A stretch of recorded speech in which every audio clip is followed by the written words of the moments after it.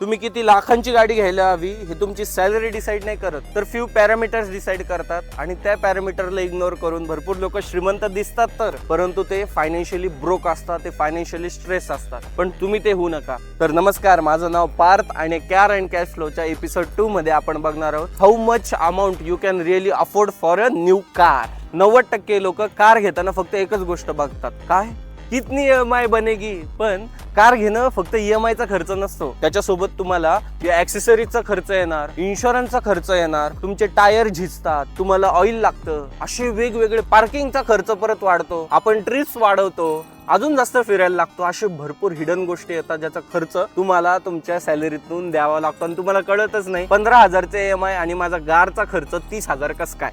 या प्रॉब्लेमला सोल्युशन म्हणून मी एक रूल आणलेला आहे, 25-20 रूल. म्हणजेच काय, 20% तुम्ही डाऊन पेमेंट केलं हवं, 5 वर्षाचा मॅक्झिमम टेन्युअर हवा आणि तुमच्या इन्कमचा 20%च तो खर्च झाला पाहिजे. टोटल EMI प्लस तुमचा मेंटेनन्स सुद्धा. तर तुम्हाला आता एक चार्ट समोर येईल, वरती इन्कम दिसेल तुमचा आणि त्यानुसार किती रुपयाची तुम्ही कार अफोर्ड करू शकता हे तुम्हाला भेटेल. मला जर का हे चार्ट भेटला असता पहिले आणि या सगळ्या गोष्टी भेटल्या असतं तर खूप सोपं झालं असतं. तर भेटूया लवकरच पुढच्या व्हिडिओमध्ये, episode 3 of car and cash flow. Thank you.